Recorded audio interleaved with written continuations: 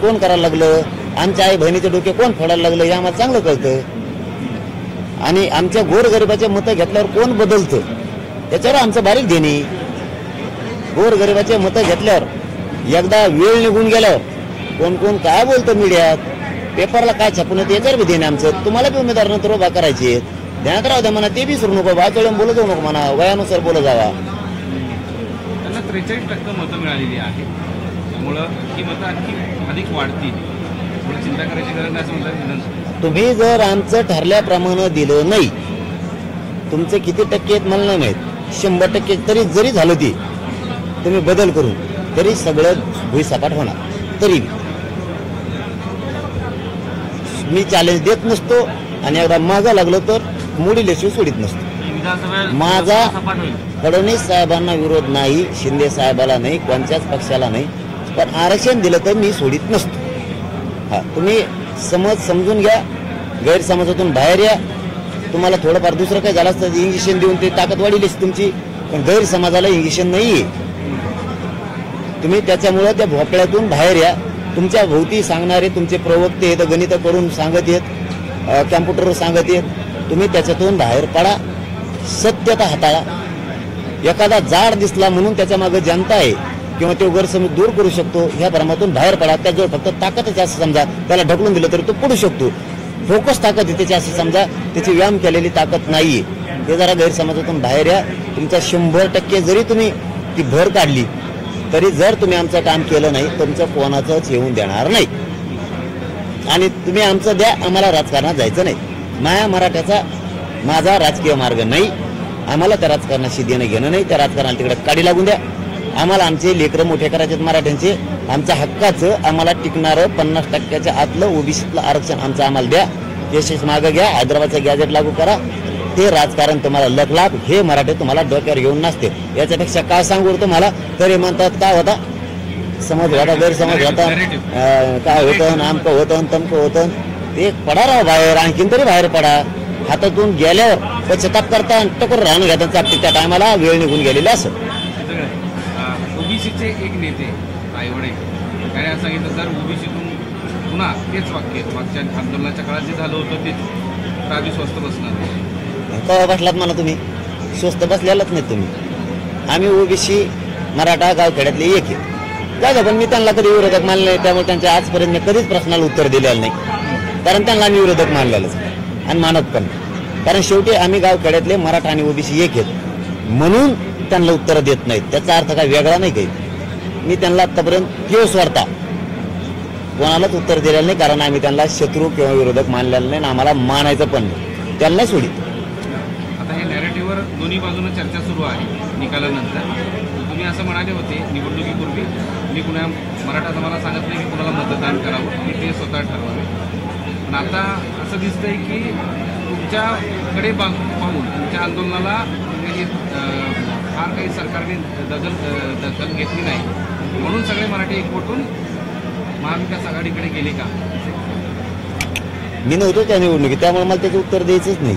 मी कोणाला पाडा नाही म्हणलं, कोणाला निवडून नाही. फक्त माझ्या गरीबाला किंमत नव्हती, मराठ्यांना त्यांच्या मताला भेले पाहिजेत, अशा थरकापच उडाला पाहिजे. असं मतदान करा म्हणून सांगितलं होतं. कोणाला पाडा कोणाला निवडून आणा ते माझ्या मराठ्यांनी केलेलं आहे. नाही तर महा मराठा ग्राह्य धरतच नव्हते. गरीबाला आम्हाला केरकात्र्यासारखी किंमत होती. आता माझ्या गरीब मराठ्याच्या चपला सकट पाया पडतात, काच दिशी वाकत आहेत. गुडघ्याला खाली किती दगड रोतला तरी गुडघा टिकून बळच लोळत आहेत पायावर गरीबाचे. माझ्या गरीबाला किंमत आली, उडाला म्हणजे काय, कुणी खेपेल नाही राहिलं. आणखी काय व्हायला पाहिजे तुमच्या मनाने?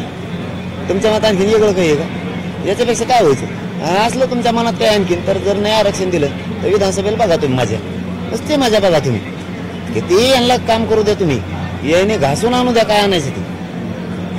तुम्हाला सांगतो आम्ही 5-7 जाती कार्यक्रमच लावणार यांचा. यांना आम्ही, मला राजकारणाला ते छक्के पंजे यायला लागले हळूहळू, यांना उडून देणार आम्ही वाऱ्यात वर.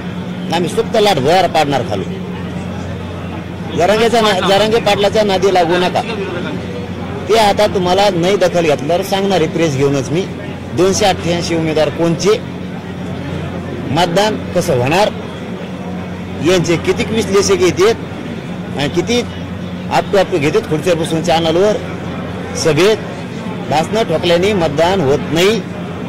तुम्ही फक्त मजा बघा विधानसभेत सख्खे पंजे कसे पडत हा तुम्ही हुशार येतोय तुम्ही चतुर येत ना स्वतः आम्ही बिले मग चतुर येतो तुम्ही नुसतं मजा बघा मला थोडं थांबा नसता आम्हाला द्या आम्हाला त्या राजकारणाचं काही देणं घेणं तुम्हाला भाषा कळत असली तर सरकारने समजून घ्या आम्हाला काहीही गरज नाही तिची आम्ही ना फडणवीस साहेबाला शत्रू मानलंय विरोधक मानलंय शिंदे साहेबाला विरोधक शत्रू मानलंय ना कोणाला मानलंय आम्हाला ते हे म्हणतोय तुम्ही वाटा गेले की मग आम्हाला नाही दम निघत कारण आम्ही खरी स्वाभिमानीत आम्ही साधे माणसे हा आम्ही काय तुमसारखे देत असले इंग्लिश शिकून आलेले नाहीत परदेशात आम्ही रांगडे लोक आहेत आम्ही चटणी भाकर खाणारे बांधावर बसून खाणारे लोक आहेत आम्हाला आमचं दुःख आम्हाला अन्याय माहिती आहे त्याच्यामुळे आम्ही आमच्याकडे ठाम आहेत आम्हाला काही गरज नाही तुम्ही नाही दिलं तर मी गोरगरिबाला देणारं बनवणारे सगळ्या जातीच्या लोकांना देणारं बनवणारे समजून घ्या मला राजकारणात जायचं नाही आमचा प्रश्न लवकर सोडवा धन्यवाद.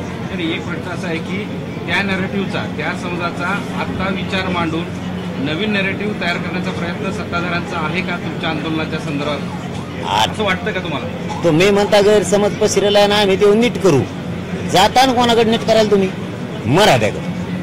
मराठ्याचा गैरसमज झालेला नाही त्यांना माहिती यांनी 10% तर फसिलं ते टिकत नाही महामंडळात काही नाही सारथीचे पोरं एमपीसीचा आणखी ओरडते सगळ्याला सगळं कळत आहे कुणबी नोंदी निघालेला असून तुम्ही सर्टिफिकेट द्या ना काही केलेलं नसून लाखो पोरं केसेस केल्यात हैदराबादचं गॅजेट असून लागू करणार तुम्ही मराठ्याला जाऊन सांगणार काय मी घराघरात मराठ्याला सांगितलेलं तुम्हाला गेलं की ते म्हणणार 50% ओबीसीतला टिकणार आरक्षण दी हा काय गैरसमज काढणार आहे तो ढेकळाचा कोणता गैरसमज काढतो कोणाला पाठवतो गैरसमज कसा निघर आता तुम्ही जर धनगर बांधवाकडे गेले आणि त्यांना जर म्हणले आम्ही तुम्हाला एसटीत आरक्षण देत नाही काय गैरसमज निघणार त्यांच्याजवळ घटनेत लिहिलेले एसटी धनगर बांधव दाराबलतेदारांचा वेगळा प्रवर्ग करायचा तुम्ही करीत नाही काय गैरसमज काढणार त्यांचं तुम्ही